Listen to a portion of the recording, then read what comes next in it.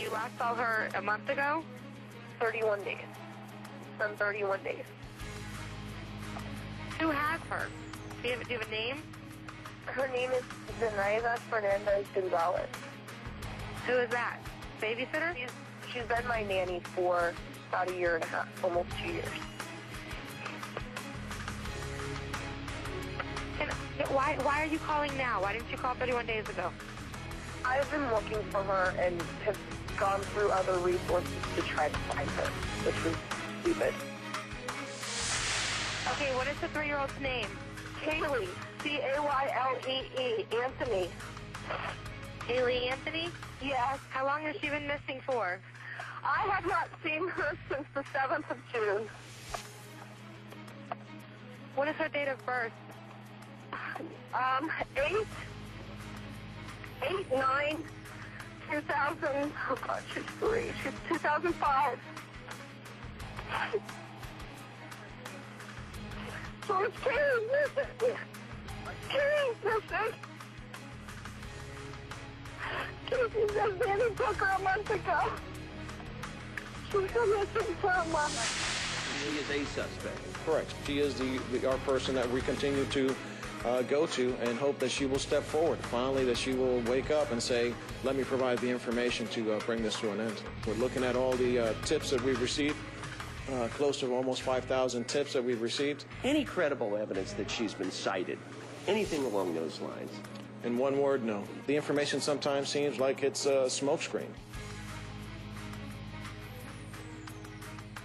Tonight, just as we go to air, police formally name Casey Anthony as the prime suspect in the disappearance of 3-year-old Kelly. It's been a long time coming. What does it mean? We are taking your calls live out to Aisha in Georgia. Hi, Aisha. Hi, Nancy. How are you doing? I'm good, dear. What's your question? My question is, first, I just want to thank you for doing what you do. You are awesome, and I love you.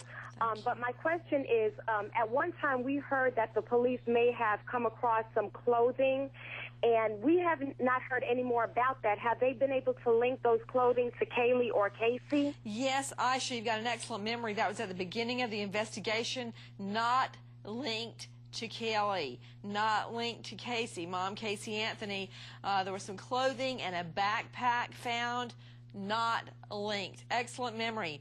Out to Angie in Virginia. Hi, Angie. Hi, Nancy. What's your question, dear? With Casey being a pathological liar, and if she was to confess and they find Kaylee's body, would DNA test or an autopsy confirm or deny her story as to what happened? What about it, Pat Brown, criminal profiler and author of Killing for Sport? Do you believe that forensics would prove or disprove whatever story Casey Anthony may come up with, such as the drowning in the swimming pool story? Well, Nancy, at this point, it's been probably way too long to prove that kind of thing. I do think with all the circumstantial evidence they have, they can very well prove that this was a homicide.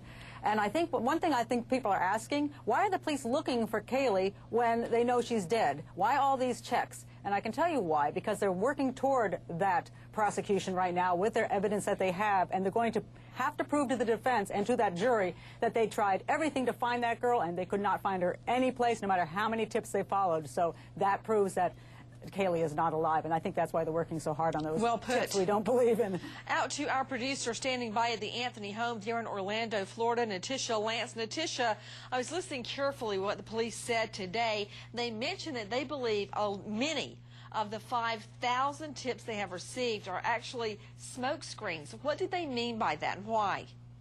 Well, they feel that a lot of these tips are coming in from people who think they may have seen Caylee. However, they are not actually Caylee. And a lot of these tips, too, have come from the Anthony household, from the Anthony family, that are being turned over to police, but they're coming from different areas. They're not following along the same line of facts that police actually have. So they are smoke screens, as Captain Nieves described, because they are not leading them to Caylee. Out to John in New York. Hi, John. Nancy, your children are beautiful. I just wanted to ask, we saw a lot of the websites that Casey had visited, and most of them were escort services and sex sites. Have they looked into her possibly working as an escort? To Drew Petramo, WDBO, there were hits on sex sites and escort services. What about it? Well, the investigators haven't, had said if they suspect that she was involved in any kind of that business, but we do know she was doing missing person search sites, and they've also said that she was looking up information on chloroform. So, these all add to the investigation and stuff they've compiled and, now used all that to call her a suspect today. Out to the lines, Katie in Maryland. Hi, Katie. Hi, Nancy. How are you? I'm good, dear. What's your question? Okay, question is, isn't it possible that she could have taken on the identity of this Zenaida Gonzalez, like the dual personality type thing, in this crazy mind that she has? Karen, that's an excellent question.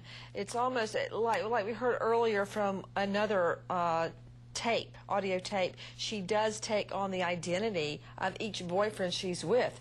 One's religious, she's I think that was Jesse Grun. One smokes pot, she smokes pot. Whomever she is with, she is like a chameleon and becomes like them. But I don't see her rising to the level of a Sybil split personality-esque defense. I don't think so, Nancy, although it is a very, very good question. This is somebody who, the reason she takes on everybody else's personality, her boyfriend's, is because she has no true personality of her own. However, she used this woman as part of one of her weaving pathological lies that she does, and she came up with a name and then put it in very craftily to weave this story. She had such an elaborate story about Zenaida Gonzalez. Tonight with us, we have the Zenaida Gonzalez attached to Sawgrass Apartments and her attorney out of Orlando. He knows his way around a courtroom. John Morgan is with us. John Morgan, you have filed a lawsuit against Mom Casey Anthony. FYI, she was siphoning gas from her parents' cars. She could not fill up a tank of gas. Not that there's anything wrong with that. She hasn't worked in God knows when. Do you really think you're going to get any type of a money settlement or money judgment against her that you can enforce? Well, the first and foremost, this is really not about money. This is about... Well, that's good because there's not any. Well, this is about Zenaida Gonzalez's good name. True. Now, however, remember this. There's all sorts of rumors and rumblings. There's rumors and rumblings that they may have received significant money from a network for licensing fees. There's rumors of a movie deal. There are rumors of, all sorts of offers. Well, John, you're very wise. John Morgan, Lifetime has denied any such suggestion that they have a movie in the works, but I can guarantee you, by the time this is all over, somebody will make a movie related to this. You're absolutely correct about that. I know for a fact magazines have been approached by members to receive money. By members of what? Of her team to receive monies. And first and foremost, though, if there's never a dime to be had, Zenaida Gonzalez gets to stand up on a platform that Casey Anthony put her on and say, you know what, you put me up on this platform, and now I'm going to clear my good name. Is it true, Ms. Gonzalez, that you have actually received death threats? Yes, ma'am. What happened? Well, they called me. They called me about because my number went out public. And said what? And they call me talking about that they're gonna do to me or they're gonna do to my kids what I did to the little girl. That wherever they see me, they're gonna hurt me. It's been crazy. And also, Nancy, part of her profile that we've found interesting is like the Susan Smith. When Susan Smith killed her kids, the first thing she said is a black man took the kids. Now they come in and say this Puerto Rican nanny came in. She kind of played this race card right off the bat to kind of inflame the public, and I think that all plays in to her profile. John Morgan, attorney out of Orlando, and Miss Zenaida Gonzalez. I wish you the best, and I'm sorry for what you've been through, Miss Gonzalez. Thank you.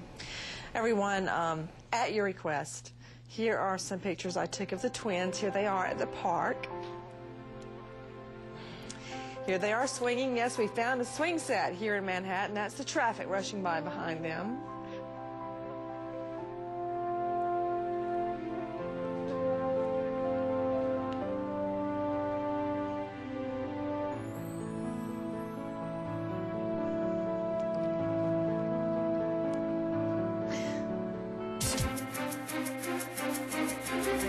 Bye.